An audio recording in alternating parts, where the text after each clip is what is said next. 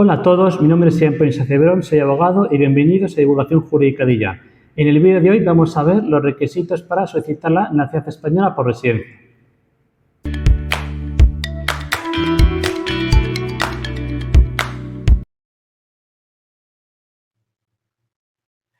En primer lugar, quisiera indicar que puedes encontrar más información respecto a los requisitos para solicitar la nacionalidad española por residencia en el blog Divulgación Jurídica de Ya en un artículo titulado con el mismo nombre que os dejo en la descripción.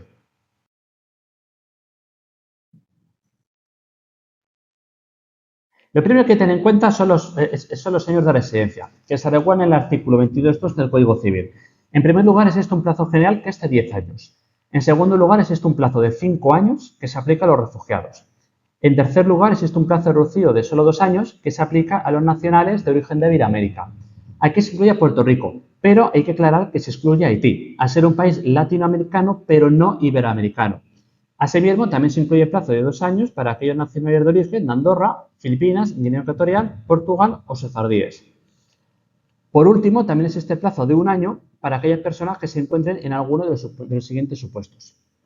En primer lugar, aquella persona que haya nacido en territorio español. En segundo lugar, aquella persona que no haya ejercitado oportunamente la facultad de optar.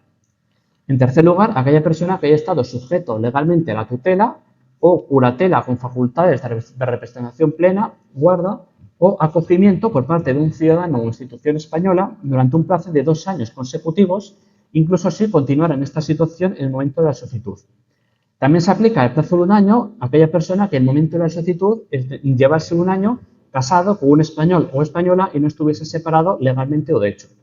También se aplica al viudo o viuda de español o española si a la muerte del cónyuge no existiera separación legal o de hecho. Y por último, también se aplica el plazo reducido de tan solo 1 año para aquella persona que haya nacido fuera de España, pero tuviera un padre, madre, abuelo o abuela que originalmente hubieran sido españoles.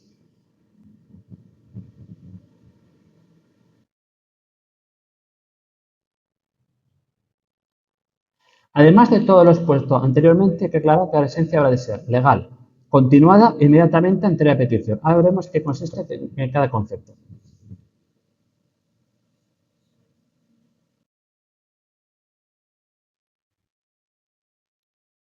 Empezando por el concepto de residencia legal, según el artículo 30 bis de la Ley Orgánica 4/2000, es decir, la Ley de Extranjería, son residentes los extranjeros que se encuentren en España y sean titulares de una autorización para residir. Es decir, aquí se incluyen los permisos de residencia, pero se excluye la autorización de estancia, al igual que también se excluye la situación de aquellas personas que están en España de manera irregular. Respecto a cuándo comienza a contraer plazo para residencia legal, hay dos teorías. Una que indica que se comienza a contraer plazo desde el momento en que se solicita lo que es el permiso que da lugar a la residencia legal, y una segunda teoría que indica que dicho plazo empieza a contar desde que se concede el permiso. Dado que sentencias contradictorias, por mayor seguridad jurídica y tener mayores probabilidades de éxito a la hora de solicitar la nacionalidad española, yo recomiendo empezar a contraer plazo desde el momento en que se concede el permiso.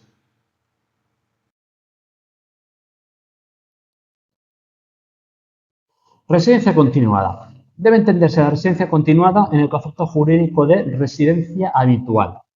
En cuanto a los plazos para no romper dicha residencia continuada, la Dirección General de Seguridad Jurídica y Fe Pública sigue criterio de salidas, con un máximo de 3 meses para aquellas personas que van a solicitar la nacionalidad española con 1 o 2 años de residencia y un máximo de 6 meses para los que optan a la nacionalidad española con 5 o 10 años de residencia. Lógicamente, recomiendo aplicar el sentido común, es decir, si una persona va a solicitar la nacionalidad española con residencia con 2 años y está continuamente saliendo en diversas salidas que implican de casi 3 meses de forma continuada, existe la posibilidad de que deniegue la solicitud. Por lo tanto, yo recomiendo aplicar este es el criterio general, pero recomiendo lo que es aplicar el sentido común.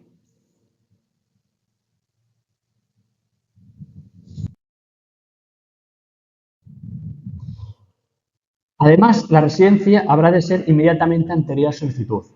Esto significa que en ese periodo de residencia, pongamos por ejemplo el plazo de 2 años, se deberá cumplir con todos los requisitos expuestos anteriormente de residencia legal y continuada en el periodo inmediatamente anterior a la petición.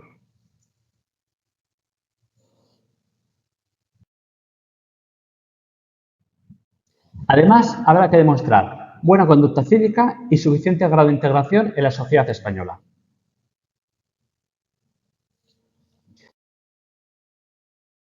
Empezando por el concepto de buena conducta cívica.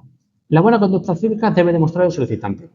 Y no solo afecta al momento de tramitar el expediente, sino que también es necesario tener buena conducta cívica durante toda la tramitación del expediente, hasta el momento de la concesión de la nacionalidad. También hay que añadir que el Tribunal Supremo, en la sentencia 295/2022 del 29 de marzo, también indica que no solo es necesario que no exista constancia en los registros públicos de actividades sancionadas que impliquen mala conducta, sino también hay que observar un comportamiento leal con las instituciones y autoridades españolas. Respecto a la cuestión de los antecedentes penales y policiales, aquí hay que aclarar que según el Tribunal Supremo, en la sentencia 5 de noviembre de 2001, los antecedentes policiales y penales, con independencia de su cancelación, son meramente un indicador cualificado de la conducta de un ciudadano, sin que puedan ser por sí solos un obstáculo para la concesión de una nacionalidad española. Esto quiere decir que es recomendable cancelar los antecedentes penales y policiales, pero hay que analizar cada caso concreto y se tendrá en cuenta la naturaleza del delito y la antigüedad. Es decir, puede que exista un antecedente penal que se haya cancelado, pero que debido a su gravedad deniegue la nacionalidad española al considerar que no es suficiente buena conducta cívica. Y también puede darse el caso de un antecedente penal que no se haya cancelado, pero que sea un delito leve, que sea antiguo, de hace muchos años, y por lo tanto se acepte y se considere que haya buena conducta cívica. Por eso indico que lo más recomendable es cancelar los antecedentes penales y policiales, es lo más recomendable, pero posteriormente habría que analizar cada caso concreto, teniendo en cuenta la naturaleza del delito y su antigüedad.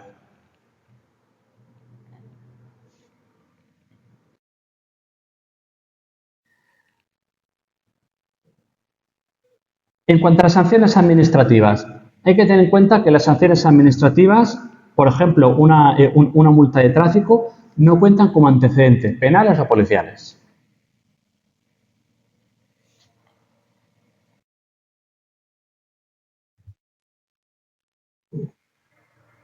En cuanto a las deudas, hay que aclarar que las deudas, ya sean públicas o privadas, no es motivo para denegar la nacionalidad, excepto si esa deuda es generada por responsabilidad civil derivada de un delito o es derivada de una pena por la comisión de un hecho delictivo. Pero en ese caso, no es por la deuda en sí, sino por el antecedente asociado a dicha deuda.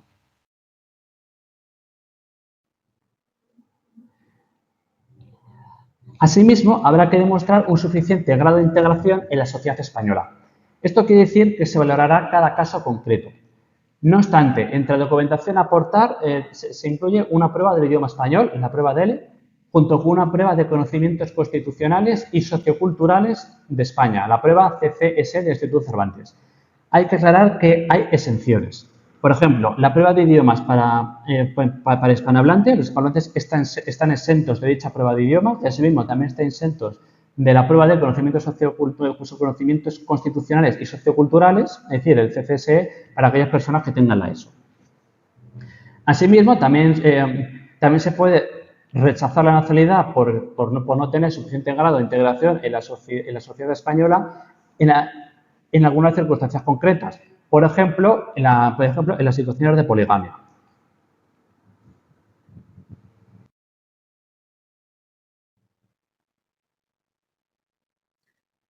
Por último, hay que tener en cuenta que también es necesario cumplir con una serie de requisitos para la validez de la adquisición de la nacionalidad española por residencia.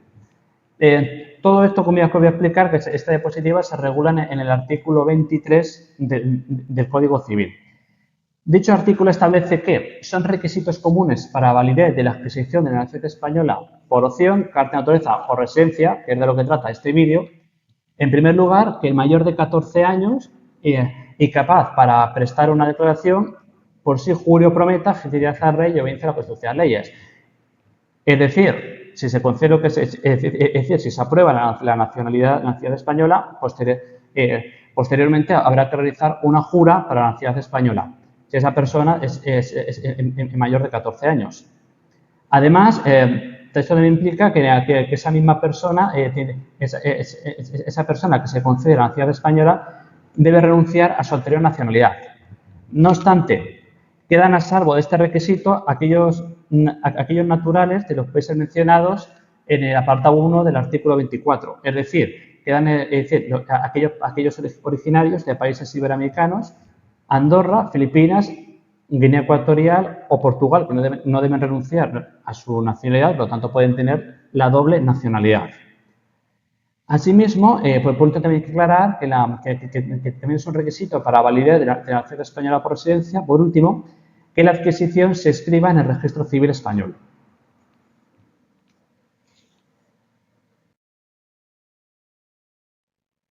Bueno, y ya para acabar, como expliqué en el comienzo del vídeo, puedes encontrar más información en el blog de Divulgación Jurídica de IAN, en concreto en el artículo Requisitos para solicitar la nacionalidad española por residencia, cuyo enlace os dejo en la descripción. Si os ha gustado el contenido, os invito a suscribiros al canal. Nos vemos en el próximo vídeo.